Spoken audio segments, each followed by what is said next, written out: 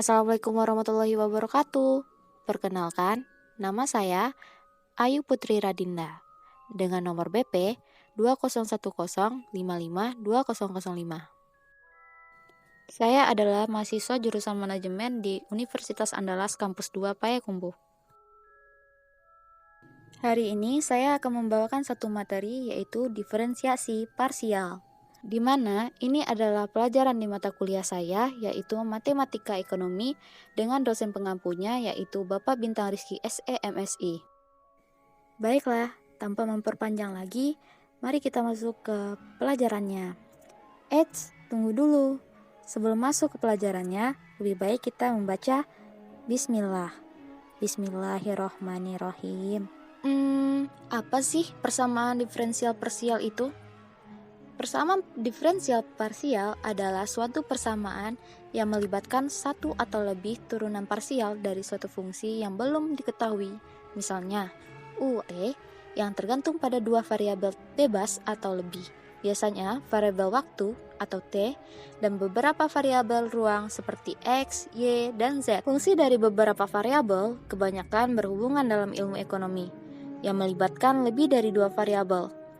Permintaan barang tergantung tidak hanya pada harga sendiri, tetapi juga pada harga substitusi dan perlengkapan barang, pendapatan konsumen, belanja iklan, dan sebagainya. Begitu juga dengan keluaran dari suatu proses produksi yang bergantung pada berbagai input termasuk tanah, modal, dan tenaga kerja. Untuk menganalisis perilaku ekonomi umum, kita harus memperluas konsep fungsi dan khususnya kalkulus diferensial untuk fungsi beberapa variabel. Sebuah fungsi atau dinamai dengan f dari dua variabel adalah aturan yang diberikan ke setiap pasangan angka yang masuk atau x dan y. Nomor keluar yang ditentukan secara unik adalah Z. Tujuan di akhir bagian ini, kamu harus bisa menggunakan notasi fungsi, yaitu Z sama dengan F dalam kurung XY, menentukan turunan parsial orde pertama, yaitu Fx dan Fy, dan menentukan turunan parsial orde kedua, yaitu Fxx, Fxy, Fyx, dan Fyy untuk sebagian besar fungsi, yaitu F, melakukan beberapa operasi aritmatika pada X dan Y untuk menghasilkan Z. Misalnya, mengalihkan kedua angka itu dan menambahkan dua kali angka kedua. Dalam simbol, aku akan menuliskan sebagai F dalam kurung X, Y dalam tutup kurung sama dengan XY ditambah 2Y atau sebagai Z sama dengan XY ditambah 2Y. Untuk dapat mengevaluasi fungsi tersebut, kita harus menentukan nilai numerik dari kedua X dan Y. Nah, kita akan masuk kepada contoh diferensiasi parsial.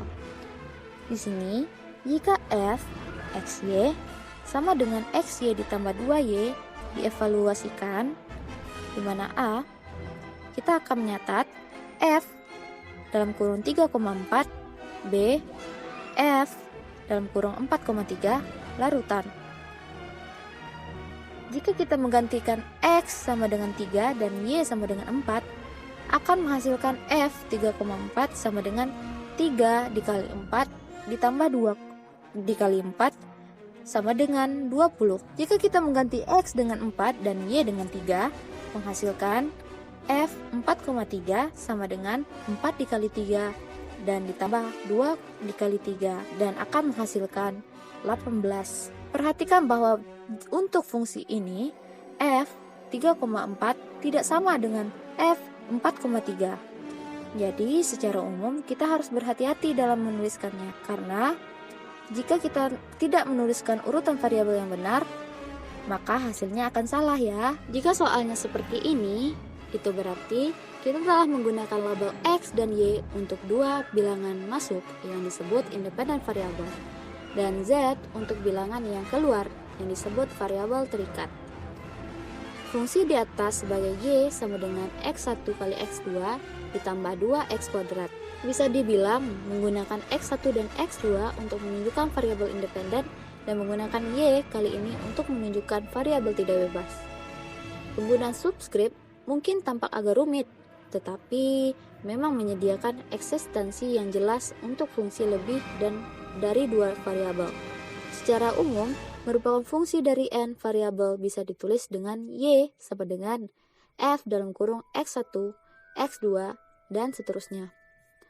Fungsi dari satu variabel dapat diberikan deskripsi bergambar menggunakan grafik yang membantu memberikan perasaan intuitif untuk berlakunya, di mana sumbu horizontal menentukan bilangan yang masuk atau X dan sumbu vertikal menentukan bilangan yang keluar atau Y. Ketinggian kurva tepat di atas titik manapun pada sumbu X mewakili nilai fungsi pada titik ini.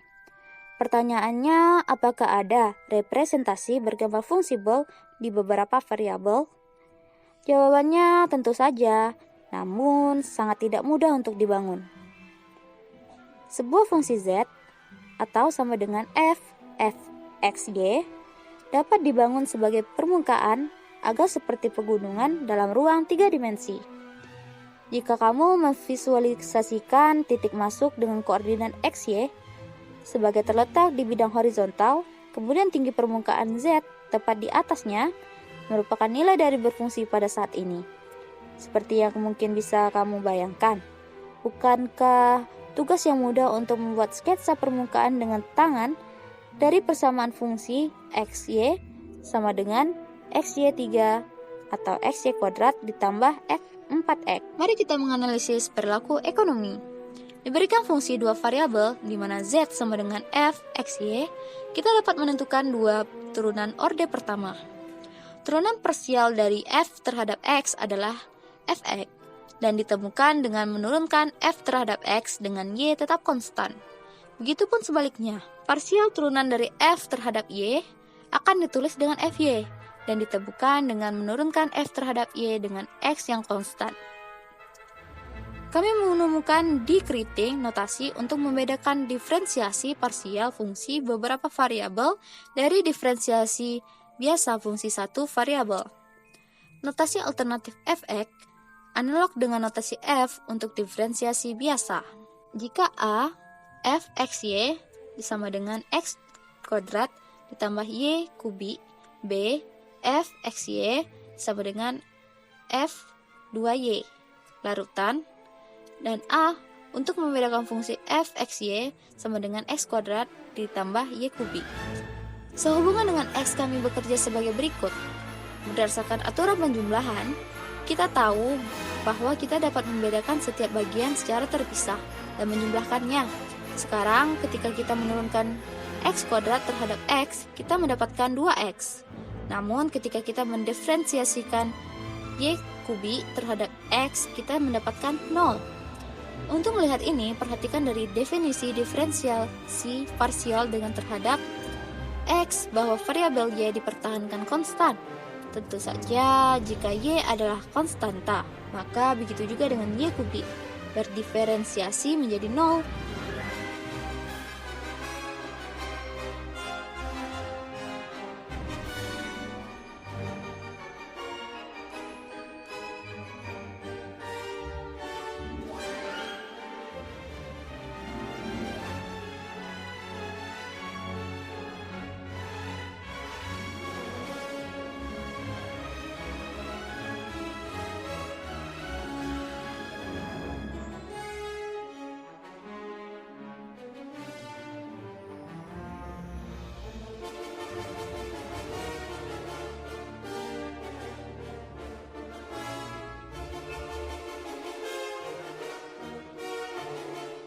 Kita akan masuk ke elastisitas parsial dan fungsi marginal.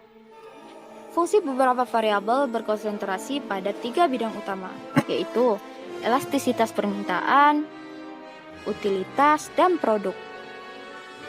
Elastisitas permintaan, rumusnya adalah Q sama dengan F dalam kurung P, PA, Y, di mana Q adalah permintaan, P adalah harga, PA harga barang alternatif, Y konsumen atau pendapatan konsumen, dan F fungsi permintaan. Yang menarik adalah tanggapan permintaan terhadap perubahan salah satu dari ketiga hal ini adalah variabel. Ini dapat diukur secara kuantitatif dengan menggunakan elastisitas. Elastisitas harga dari permintaan didefinisikan dengan EP, yaitu mean percentage change in Q per percentage change in P. dengan PA dan Y tetap konstan. Definisi ini identik dengan yang diberikan di bagian 4,5. Jadi, mengikuti argumen matematis yang sama, kami menyimpulkan bahwa rumus EP adalah sebagai berikut. Notasi turunan parsial digunakan di sini karena Q sekarang menjadi fungsi dari beberapa variabel dan PA dan Y dipertahankan konstan. Contohnya, mengingat fungsi permintaan, Q sama dengan 100 dikurang 2P ditambah PA ditambah 0,1Y, di mana P sama dengan 10, PA sama dengan 12, dan Y sama dengan 1000. Maka carilah elastisitas harga permintaan, elastisitas harga silang dari permintaan, dan elastisitas pendapatan dari permintaan.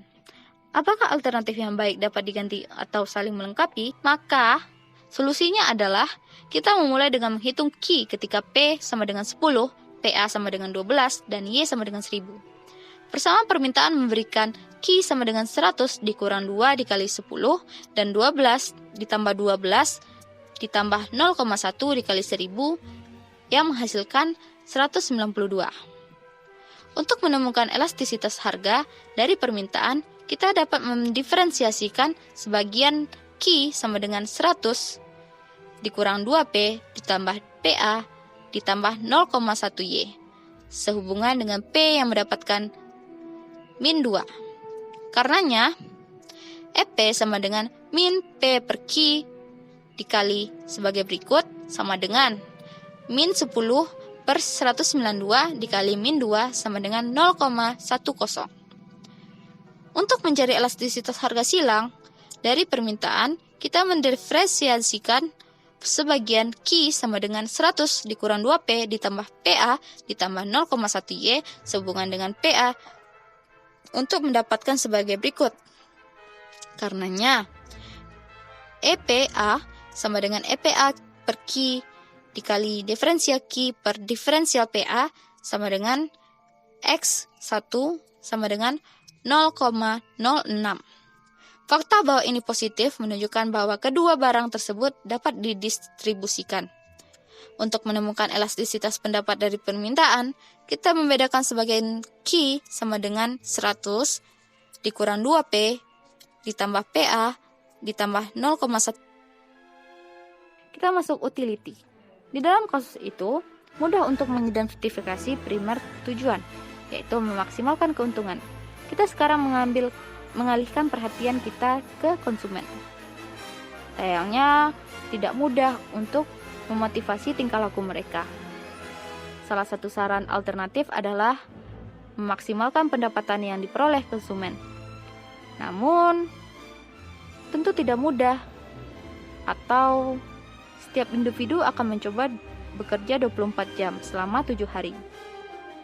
Itu akan membuat sesuatu yang tidak baik dan tidak mungkin terjadi. Orang suka mengalokasikan proporsi waktu yang wajar untuk aktivitas waktu luang.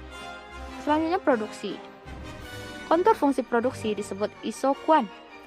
Dalam bahasa Yunani, iso berarti sama dan isokuan berarti kuantitas yang sama. Poin pada isokuan mewakili semuanya kemungkinan kombinasi masukan K, L yang menghasilkan tingkat keluaran yang konstan atau Q0. Sebuah tipikal peta isokuan dibuat sketsa pada gambar 5,6, yaitu mengadopsi konvensi standar merencanakan tenaga kerja pada sumbu horizontal dan modal pada sumbu vertikal. Kurva bawah menentukan pasangan masukan yang dibutuhkan untuk menghasilkan 100 unit. Tingkat yang lebih tinggi keluaran sesuai dengan isokuan yang jauh dari asalnya. Sekali lagi, bentuk umum file kurva yang diharapkan.